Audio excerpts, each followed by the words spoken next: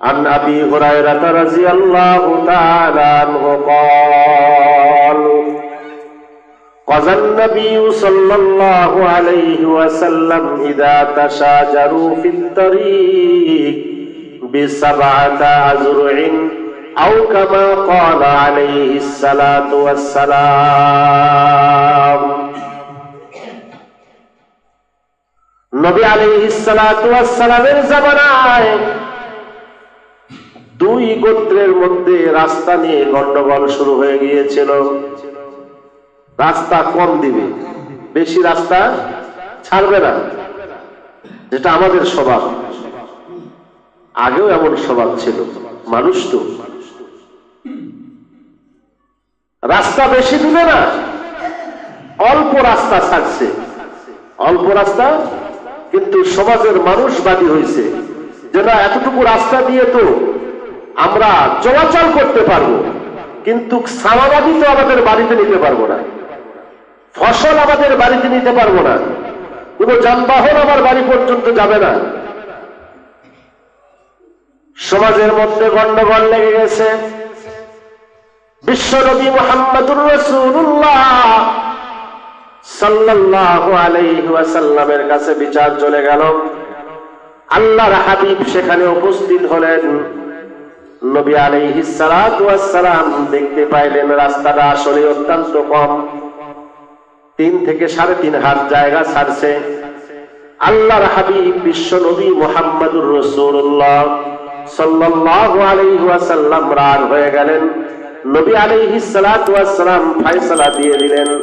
আবু হুরায়রা রাদিয়াল্লাহু তাআলা আনহু বলেন, ফাযান নবী সাল্লাল্লাহু আলাইহি ওয়াসাল্লাম ইযা তাশাজারু ফিত তারিকি ব7 আযরুইন।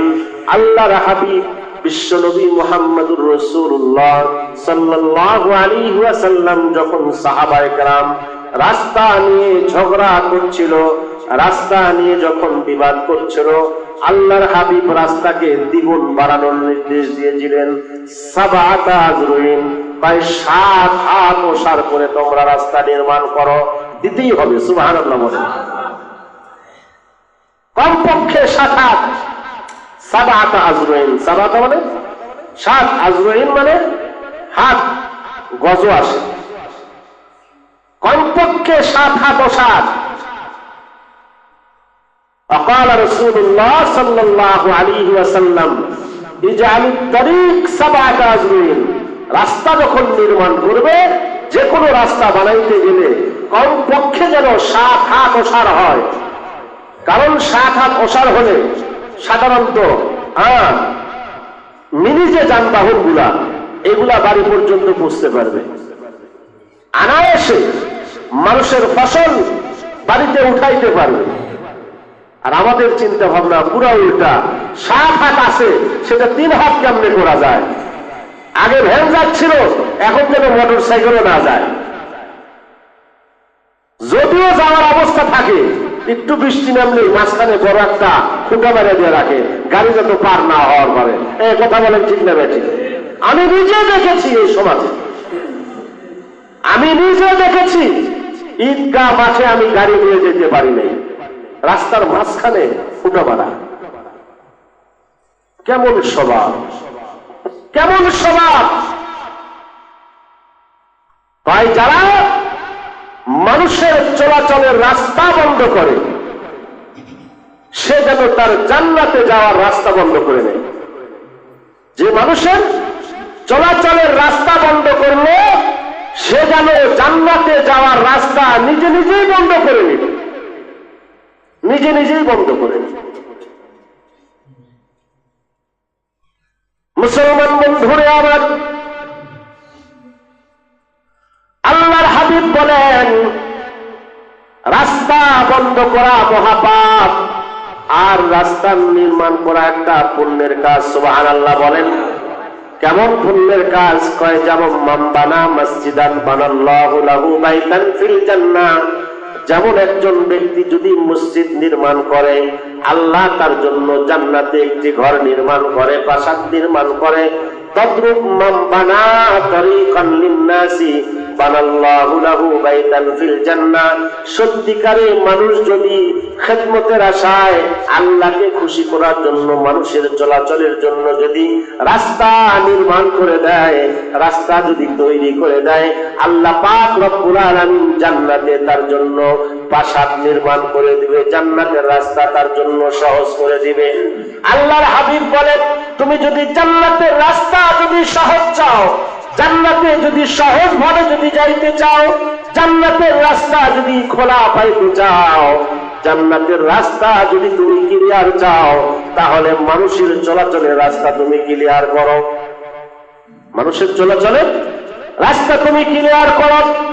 قال رسول الله صلى الله عليه وسلم لقد رأيت رجلا يتقلب في الجنة في شجرة قطعها من ظهر الطريق كانت توزي الناس أو كما قال عليه الصلاة والسلام।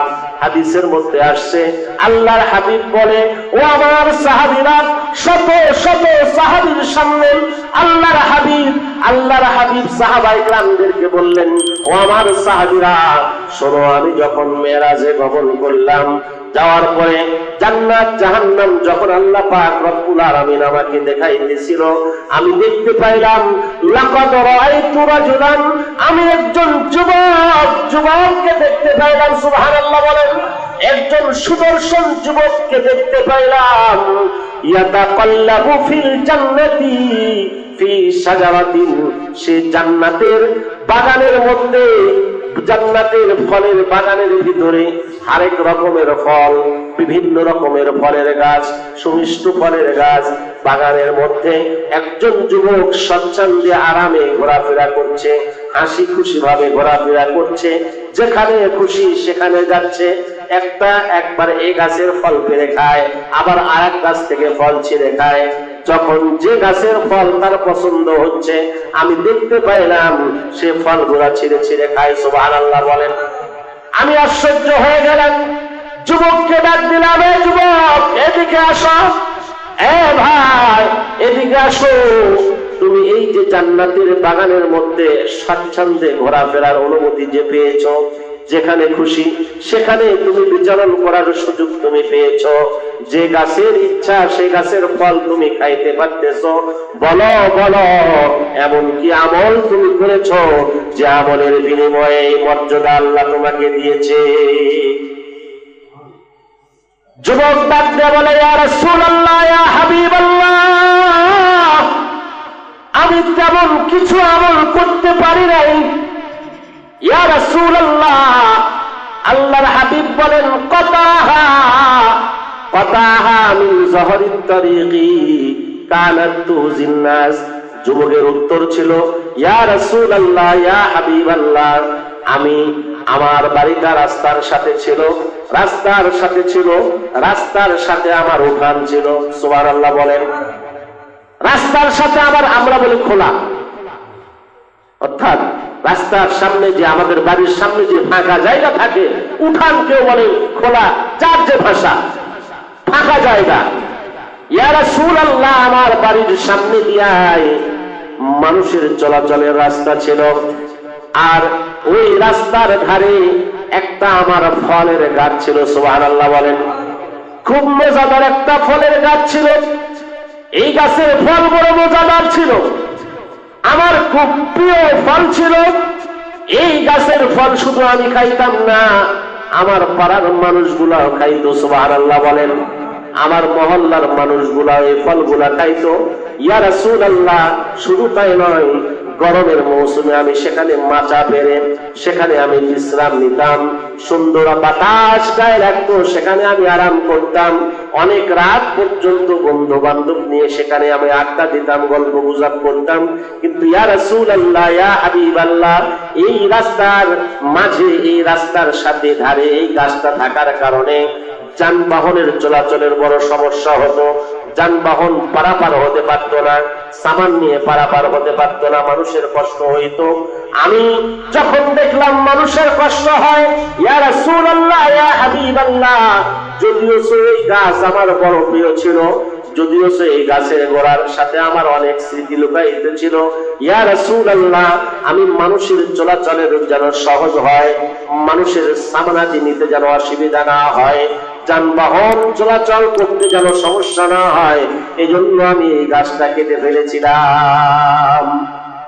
আর এই গাছ কেটে দেওয়ার কারণে আল্লাহ পাক রব্বুল আলামিন এত খুশি হয়েছে, এত খুশি হয়েছে, আল্লাহ পাক রব্বুল আলামিন আমাকে জান্নাতের অনুমতি দিয়েছেন, জান্নাত আমার জন্য ওয়াজিব করে দিয়েছেন। শুধু তাই নয়, আল্লাহ তাআলা আমাকে পারমিশন দিয়েছেন, তুমি একটি গাছ মানুষের কল্যাণের জন্য কেটেছো, হাজারো লক্ষ কোটি গাছ আমি তোমাকে জান্নাতে দিয়ে দিলাম, জান্নাতে সারা গাছের নিয়ামত তোমাকে দিয়ে দিলাম, হাজার হাজার ফলদার গাছ তোমার সামনে, যে গাছের ফল তোমার খুশি সে গাছের ফল তুমি খাইতে পারবে, কেউ তোমাকে বাধা দিবে না।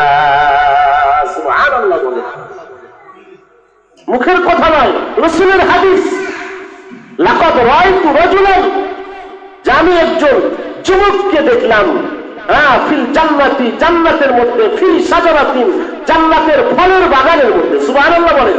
শাজারাতুন মানে গাছ, শাজারাতুন মানে কি গাছ, ফলের বাগানের মধ্যে, সে বাগানের মধ্যে স্বাচ্ছন্দ্যে ঘোরাফেরা করছে,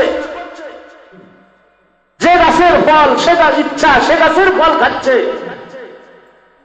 তাকে জিজ্ঞেস করা হলে সে উত্তর দিল, এটা আমি অন্য কোনো বড় নেক আমলের বদৌলতে পাই নাই, আমি মানুষের চলাচলের পথে বাধা সৃষ্টি হওয়া আমার একটি ব্যক্তিগত গাছ আমি কেটে দিয়েছিলাম, যেন মানুষের চলাচলে কোনো সমস্যা না হয়, মানুষের চলতে যেন কোনো কষ্ট না হয়, মানুষের সামনাদি নিতে যেন কোনো সমস্যা না হয়, রাস্তা ক্লিয়ার করে দিয়েছিলাম। আল্লাহ এই জন্য এত মর্যাদা আমাকে দিয়েছে, হাজার লক্ষ ফলের বাগান আল্লাহ তাআলা আমাকে দিয়ে দিয়েছেন। সুবহানাল্লাহ। রাসূলের হাদিস। এই জন্য মন উদার করতে হবে, মনের ভিতরে যে সংকীর্ণতা এটা দূরীভূত করতে হবে। আজকে আমাদের মন এত ছোট, এত হিংসা আর এত বিদ্বেষ আমাদের দিলের ভিতরে, যে আমরা এক হাত জায়গা মানুষের চলাচলের জন্য ছাড়তে রাজি নয়। কথা বলেন, এক হাত জায়গা ছাড়তে রাজি নয়। তুমি এক হাত জায়গা যদি ছাড়তে রাজি না, আল্লাহ যদি বলে আমিও এক হাত জায়গা তোমাকে জান্নাতে দিব না, কি করবে তো? আল্লাহর হাবিবের করা হুঁশিয়ারি, যে মানুষের রাস্তা বন্ধ করে সে যেন জান্নাতের রাস্তা নিজ হাতে বন্ধ করে দিল। জান্নাতে যাওয়ার যে সুযোগ, এই সুযোগটা সে নিজ হাতে বন্ধ করে নিল। এজন্য রাস্তা বন্ধ করা যাবে না, পারলে রাস্তা মানুষের জন্য আরো উন্মুক্ত করে দিতে হবে, মানুষের চলাচলের পথ আরো সুন্দর করে দিতে হবে।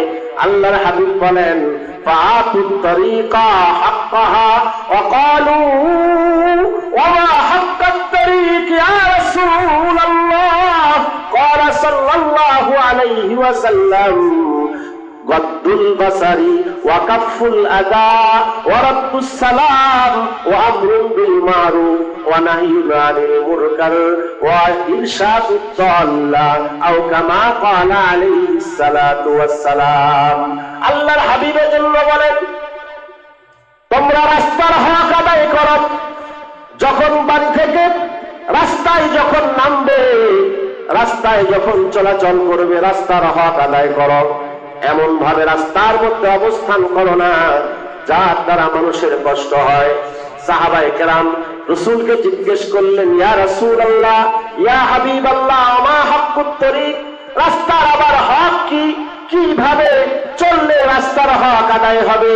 আল্লাহর হাবিব বলেন, এক নাম্বার হক হলো গদ্দুল বাসারি, চেহারা দৃষ্টি, নিজের দৃষ্টিকে রাস্তার নিচের দিকে রাখো, নিচের দিকে রাখো, উপরের দিকে তাকিয়ে যেও না, এর দ্বারা তোমারই সমস্যা, হয়তো কারোর সাথে হোঁচট খেয়ে পড়ে যাবে, অথবা চেহারা দৃষ্টি যদি উপরের দিকে থাকে, বেগানা নারী যদি সামনে দিয়ে যায়, তার প্রতি তোমার দৃষ্টি পড়বে। এজন্য সব সময় দৃষ্টিকে অবনত রাখা, নিচের দিকে তাকিয়ে, রাস্তার দিকে তাকিয়ে তাকিয়ে হাঁটা। 2 নাম্বার হলো কাফুল আযাব। কাফুল আযাব, পথচারীদেরকে কষ্ট দেওয়া থেকে নিজেকে বাঁচিয়ে রাখা। কোনোভাবেই পথচারীকে, রাস্তায় চলাচল মানুষগুলাকে কষ্ট দেওয়া যাবে না। এই কষ্ট দেওয়া থেকে নিজেকে বাঁচিয়ে রাখা, এটা হতে পারে তুমি রাস্তার মধ্যে কোনো কাঁটা পড়ে আছে, সেটাকে সরাইয়া দিলে, দেখতে পাইলে যে এখানে কাঁটা, তারপরেও তুমি ইচ্ছা করে সেখান থেকে কাঁটাটা সরাইয়া দিলে না, তার মানে তুমি ইচ্ছা করে মানুষকে কষ্ট দেওয়ার ধান্দা। কথা বলেন, দেখছো একটা ইটা পড়ে আছে, 1 সেকেন্ড দুর্ঘটনা হওয়ার সম্ভাবনা, তারপরেও তুমি সেটা সরালে না। ইচ্ছা করে রাস্তার মাঝখানে তোমার গাড়িটাকে দাঁড় করায় রাখলে। বাজারটা তুমি জানো নিজের বাপ দাদার সম্পদ মনে করছো, রাস্তার একেবারে মধ্যভাগে আসে আড্ডা দিচ্ছ, গল্প বোঝান, গল্প করার জায়গা নাই, রাস্তার মাঝখানে আসে বন্ধুর সাথে আড্ডা। স্ট্যান্ড গুলো যায় দেখেন না, গাড়ি ফুটে ফুটে এমন অবস্থা যেটা রাস্তার মাঝখানে চলে আসছে, যার কারণে দুর্ঘটনা ঘটে। আল্লাহর হাবিব করা হুঁশিয়ারি, খবরদার খবরদার, মুসলমান, কোনোভাবেই রাস্তায় এমন কোনো কাজ করা যাবে না যার দ্বারা মানুষের চলাচলের কষ্ট হয়। সবসময় রাস্তাকে পরিষ্কার রাখার ফিকির ভিতরে রাখতে হবে, সবসময় রাস্তাতে যানজট মুক্ত রাখার চেষ্টা করতে হবে।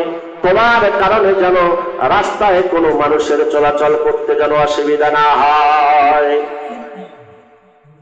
قال رسول الله صلى الله عليه وسلم الإيمان بضع وسبعون شعبة أفضلها قول لا إله إلا الله وأدناها إماطة الأذى عن الطريق। আল্লাহর হাবিব বলেন, ইমানের 70টার উপরে শাখা রয়েছে, এর মধ্যে সবচাইতে বড় শাখা হলো কালেমা লা ইলাহা ইল্লাল্লাহ বলা, এটাকে দিলের মধ্যে বিশ্বাস করা, এটার জিকির আজকার নিজের দিলের মধ্যে করা, এটার জিকির জপা।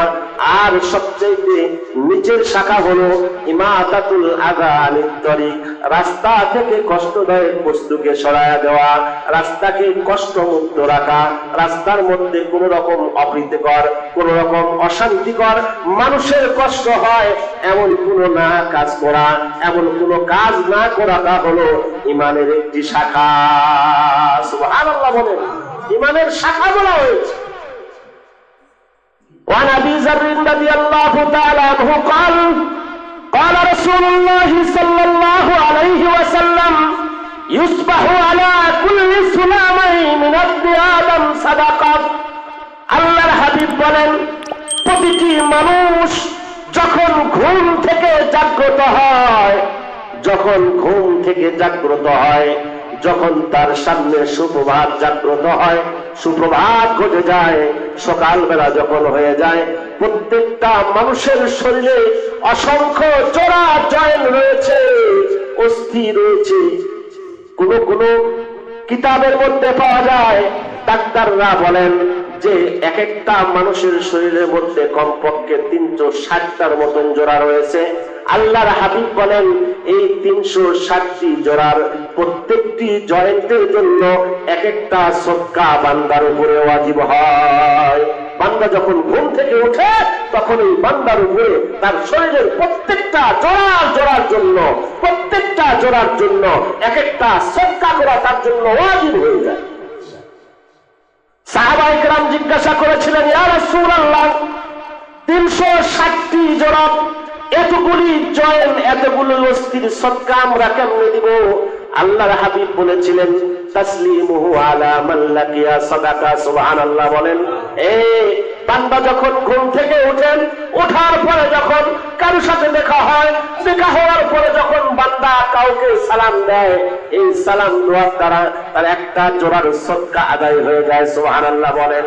এবার বান্দা যখন ওয়া আমরুন বিল মারুফ, ভালো কাজে যখন কাউকে আদেশ করে, এই আদেশ করাটা একটা জোরাল সদকা হয়ে যায়।